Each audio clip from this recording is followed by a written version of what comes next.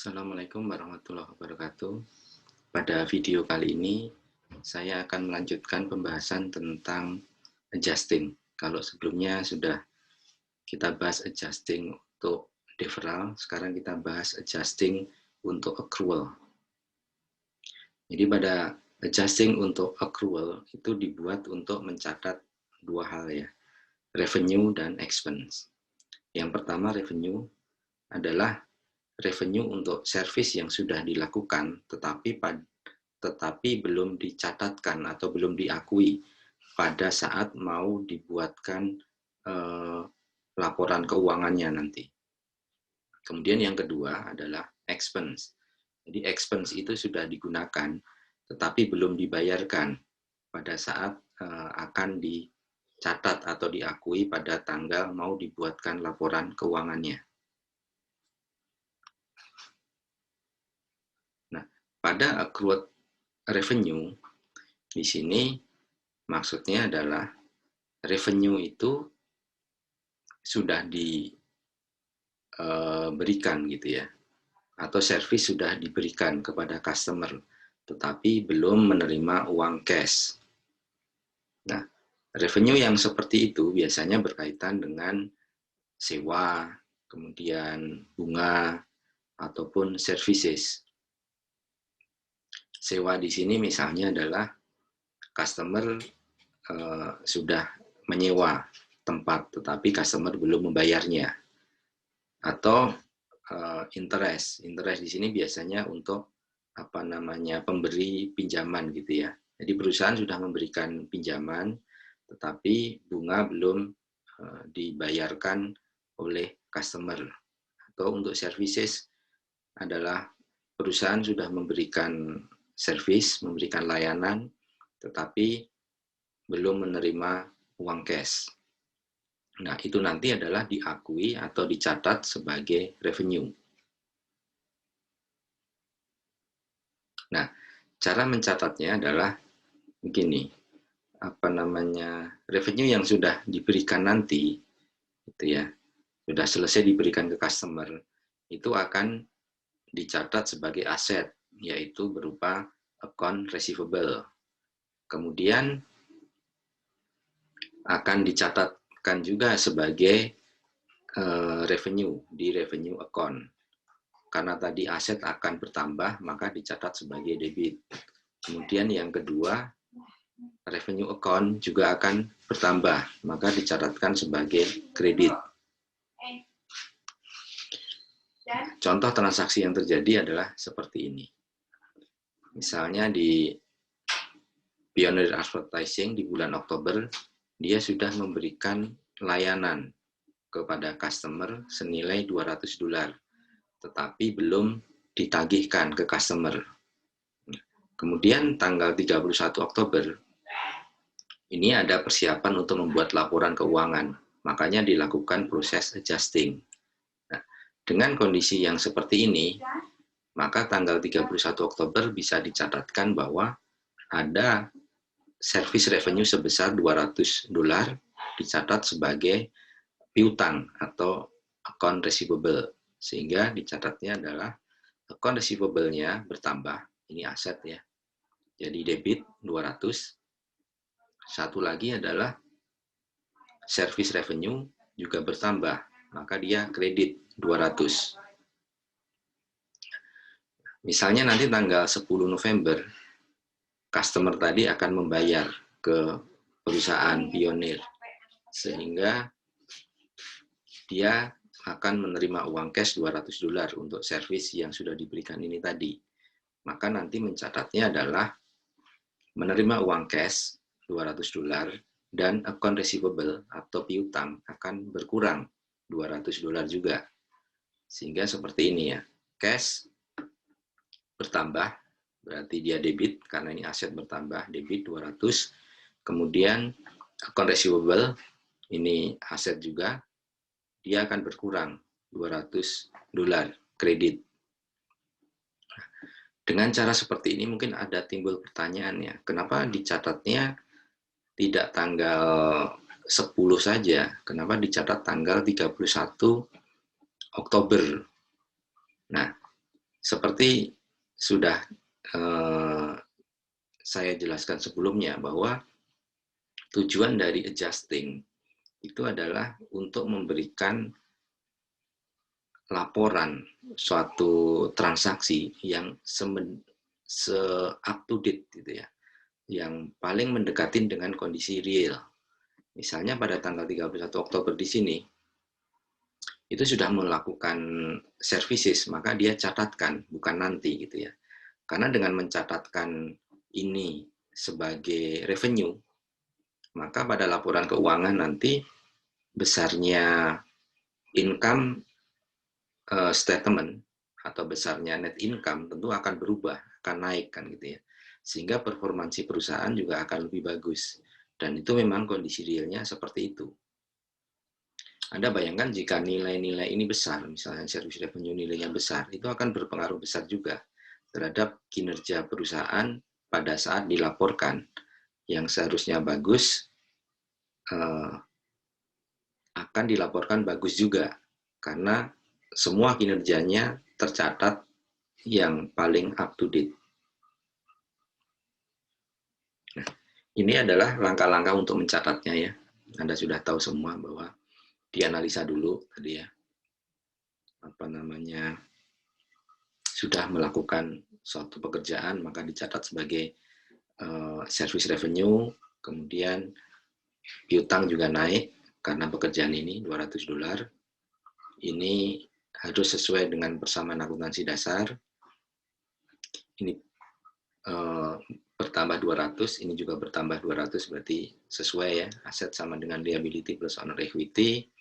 Kemudian dicatat di akun apa kan gitu ya, di akun receivable karena dia naik debit, kemudian service revenue karena dia naik bertambah dia kredit, kemudian ditulis di jurnal.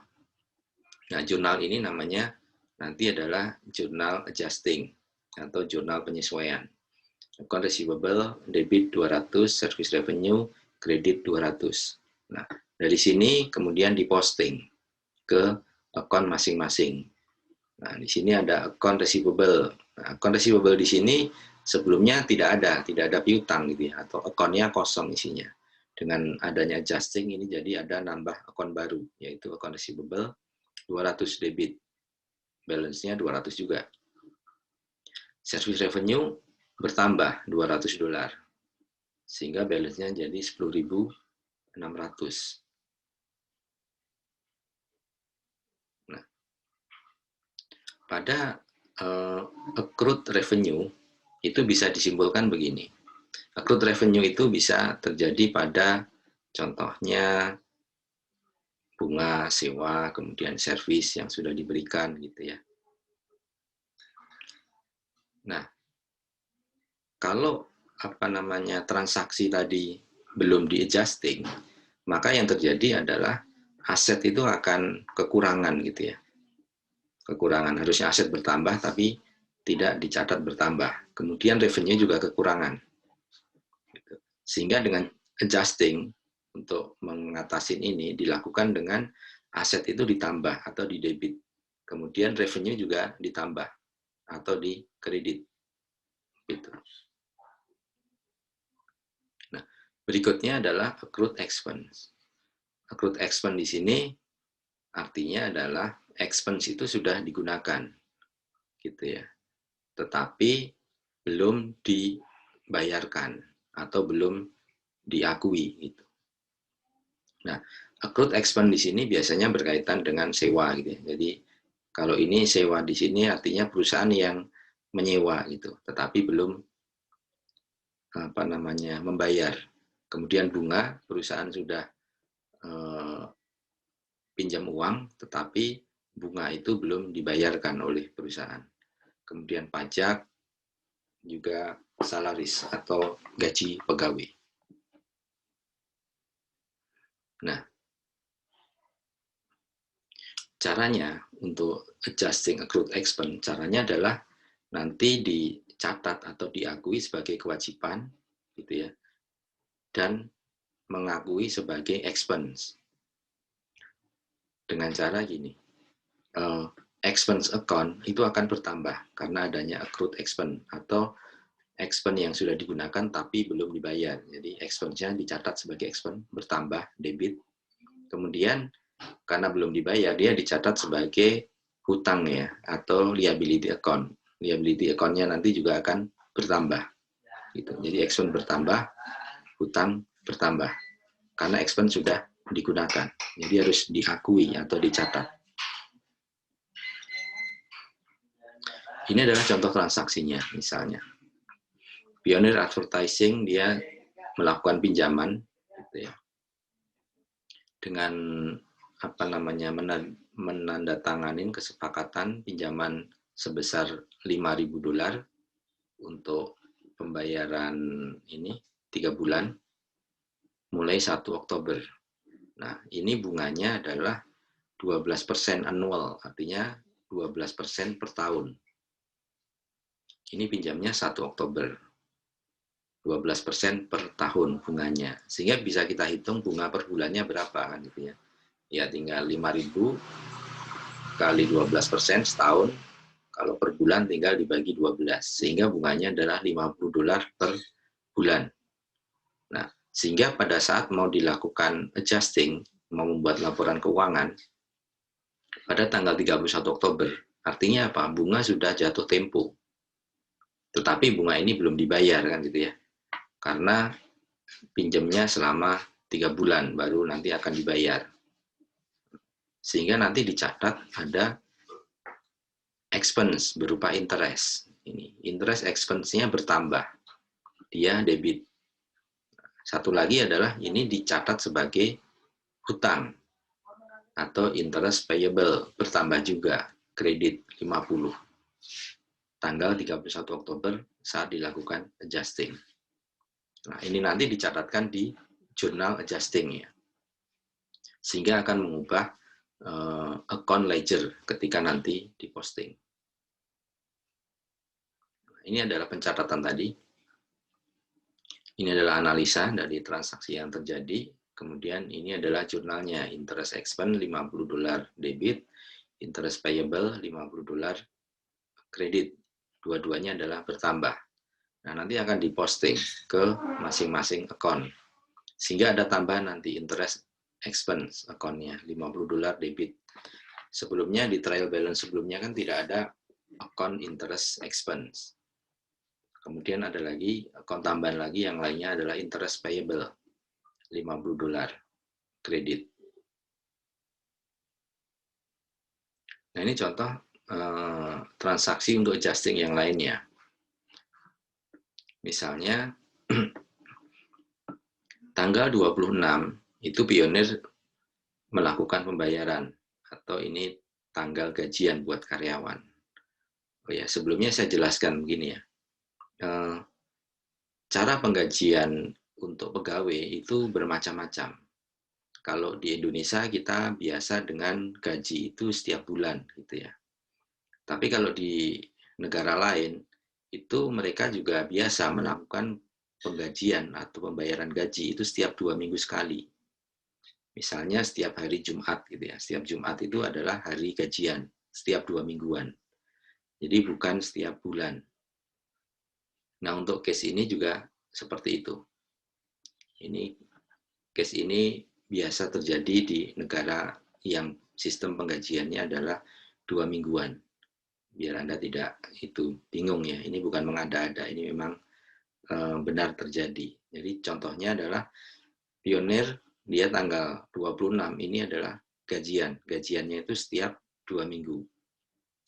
Nah, dengan hari kerja, seminggu adalah 5 hari kerja. Sehingga untuk pegawai itu setiap hari digajinya adalah $400 per hari.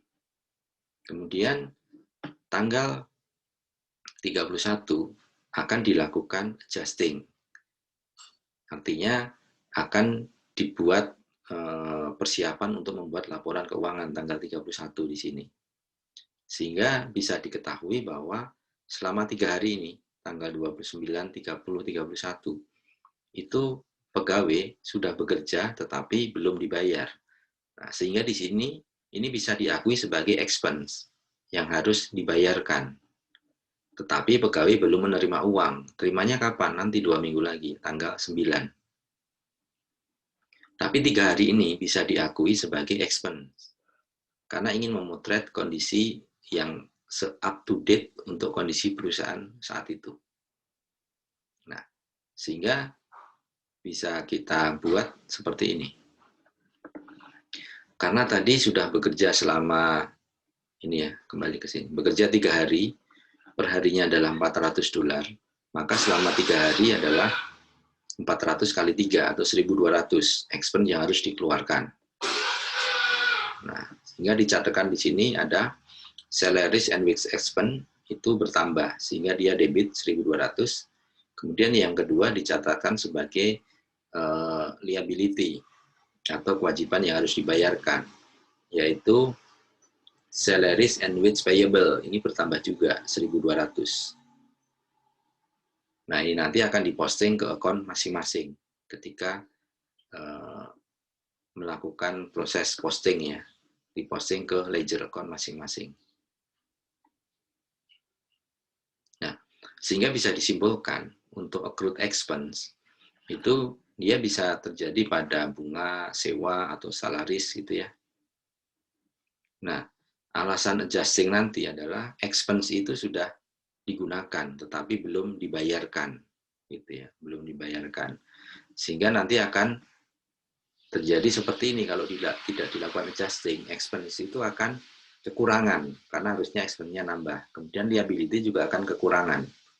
Nah, untuk melakukan proses adjusting adalah biar ini tidak kekurangan, maka expense-nya ditambah dengan cara di debit, liability-nya juga ditambah dengan cara di kredit, gitu ya.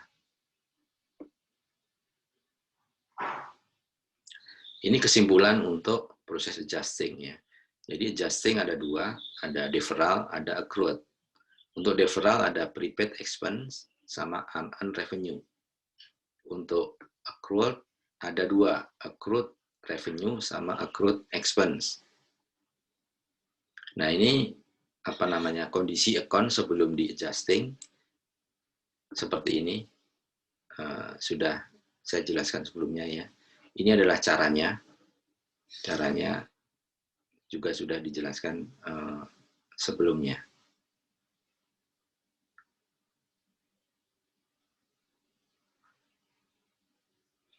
Nah, ini contoh untuk adjusting yang accrued yang lainnya. Misalnya adalah ada perusahaan mikrokomputer beroperasi tanggal 1 Agustus 2017. Kemudian tanggal 31 Agustus manajemen menyiapkan untuk laporan keuangan bulanan. Nah, ini ada informasi tambahan. Ya. Tanggal 31 Agustus perusahaan hutang ke pegawainya $800 dalam salaries and wage yang akan dibayarkan 1 September. Artinya saat mau dibuat laporan keuangan, itu pegawai belum dibayar, karena dibayarnya adalah nanti, besoknya, tanggal 1 September. Yang kedua, perusahaan tanggal 1 Agustus pinjam uang $30.000 dari bank lokal. Gitu ya. Untuk ini ya, pembayaran selama 15 tahun mortgage ini apa namanya, bisa berupa bangunan gitu ya. Kemudian annual interest-nya atau bunga tahunannya adalah 10%. Nah, Anda diminta menghitung berapa ini bunga yang harus dibayarkan sebagai expense. Sehingga nanti dicatat sebagai expense dan dihutang. Yang ketiga, perusahaan sudah memberikan service gitu ya, sebagai revenue itu, yang nilainya 1.100, tapi ini belum dibayarkan. Nah, Anda diminta membuat adjusting entry nanti dalam bentuk jurnal gitu ya, jurnal adjusting pada tanggal 31 Agustus. Sehingga kita bahas satu-satu ini. Untuk yang pertama, pinjam atau bukan pinjam ya, ini sebenarnya hutang gitu ya, hutang ke employee karena salaries and wage-nya atau gajinya belum dibayarkan, maka dicatat sebagai salaries and wage expense sebesar 800. Karena ini expense bertambah, dia debit. Yang kedua adalah salaries and wage payable sebagai hutang. Hutangnya juga bertambah, dia kredit 800. Begitu. Kemudian ini pinjam $30.000 dari bank dengan bunga 10% per tahun. Nah, karena ini baru berlangsung selama 1 bulan, berarti menghitung bunganya adalah selama 1 bulan. Caranya adalah ini bunga 10% untuk setahun berapa? Dari 30.000 berarti ada 3.000. Kemudian 3.000 itu dibagi 12. Sehingga ketemu 250 ya bunganya. Sehingga interest expense bertambah, debit 250, interest payable, hutang bertambah juga, kredit 250. Yang ketiga adalah revenue. Ini sudah diberikan tapi belum dibayarkan, sehingga bisa dicatat atau diakui sebagai service revenue.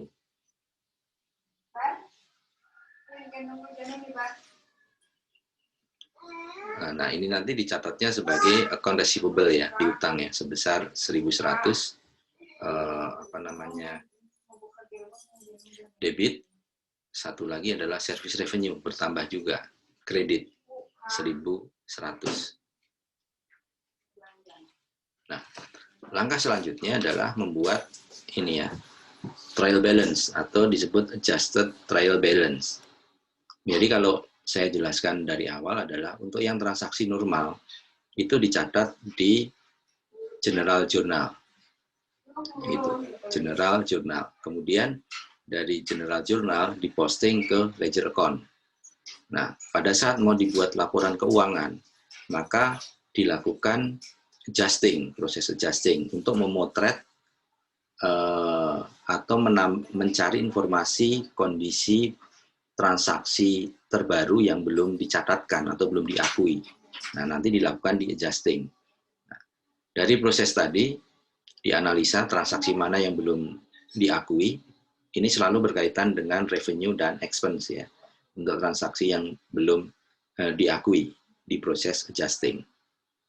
Nah, dari situ dibuatkan di jurnal lagi, namanya adjusting jurnal atau jurnal penyesuaian. Nah, dari jurnal nanti diposting ke ledger account, sehingga kondisi ledger account dengan adanya adjusting akan berubah. Berubah di sini bisa dua hal ya, berubah balance atau bertambah akunnya, karena ada akun baru yang sebelumnya tidak ada di general journal yang transaksi biasa. Nah, kemudian dari itu ledger account yang sudah berubah tadi, maka dibuat adjusted trial balance yang terbaru gitu ya, yang lebih up to date dari trial balance sebelumnya. Nah, adjusted trial balance itu dilakukan itu setelah semua dari jurnal adjusting diposting ke ledger account.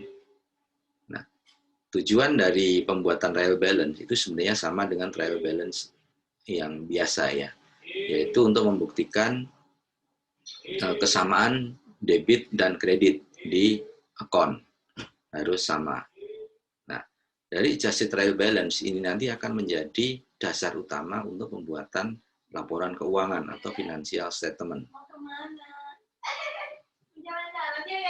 Nah, ini contoh adalah dengan transaksi tadi ya, yang adjusting tadi, trial balance-nya jadi seperti ini. Yang warna-warna merah ini menunjukkan bahwa account-nya berubah. Berubahnya bisa balance-nya berubah atau account-nya bertambah. Contoh misalnya, account receivable. Ini contoh account yang bertambah. Sebelumnya tidak ada di trial balance sebelumnya, yang bukan adjusted ya. Di trial balance yang biasa, ini belum ada. Sehingga ini bertambah $200. Kalau surplus, nah ini berubah ini. Sebelumnya kan balance-nya 2.500 debit, sekarang menjadi 1.000 debit berkurang, dan seterusnya. Jadi yang warna-warna merah ini menandakan akun yang berubah, baik balance atau bertambah. Kalau yang warna hitam ini tetap dia. Jadi Anda bisa lihat di sini, cash itu tetap dengan adanya adjusting. Karena tidak ada aliran dana. Tetapi yang berubah apa? Yang berubah nanti adalah ini, expense maupun revenue. Itu berubah. Karena expense maupun revenue berubah, maka akan mengakibatkan perubahan di akun yang lainnya, yaitu di akun aset dan akun liability. Gitu. Otomatis akun owner equity juga berubah karena expense sama revenue itu ada di akun equity, di owner equity. Nah, dari adjusted trial balance nanti baru dibuat laporan keuangannya. Misalnya income statement, owner equity, dan balance sheet. Nah, caranya adalah seperti ini. Ini adalah adjusted trial balance, dicek debit sama kreditnya itu sudah sama, maka dari sini dibuat laporan keuangannya. Misalnya laporan keuangan yang pertama adalah income statement, maka dicari revenue-nya berapa. Oh, ini revenue-nya, ini ketutup ya, 10.600. Kemudian expense-nya berapa? Nah, expense-nya dipindah semua di situ. Total expense di sini 7.740, sehingga net income-nya adalah 2.860. Formatnya sama dengan sebelumnya, tidak berubah. Yang berubah hanya akun-akunnya dan balance-nya. Dari sini dibuat owner equity, yang isinya investasi berapa? 10.000 gitu ya. Net income diambil dari sini 2.860. Kemudian owner drawing dicari di sini, ada nggak owner drawing? Oh, ada 500 debit di sini owner drawing. Sehingga owner capital pada saat dibuat laporan keuangan 31 Oktober akan berubah, yaitu investasi ditambah net income dikurangin owner drawing, jadi 12.360. Nah, ini ketika dibuat laporan keuangan, kondisi owner capitalnya akan berubah, bertambah menjadi 12.360. Begitu juga untuk balance sheet ya. Balance sheet ini tinggal diatur, dibagi menjadi aset berapa, kemudian liability dan owner equity di bagian yang lainnya. Nah, di sini dipindahkan saja ini akun-akunnya. Yang perlu dijelaskan adalah di sini ya. Equipment itu awalnya 5.000 karena ada depresiasi, maka nilai equipment-nya harus dikurangi dengan depresiasi, yaitu dikurangi $40 menjadi 4.960. Ini adalah total aset. Kemudian akun-akun liability dan owner equity ditulis di sini, dilihat totalnya berapa. Totalnya harus sama dengan total aset. Ini udah sama kan ya, udah benar. Ini cara mengeceknya. Sebenarnya dari sini sudah kelihatan juga ya, dari adjusted trial balance. Ini sudah balance, harusnya di sini juga akan balance juga nantinya. Nah, ini oke, cukup saja untuk penjelasannya ya mengenai adjusting account. Sekian, Assalamualaikum warahmatullahi wabarakatuh.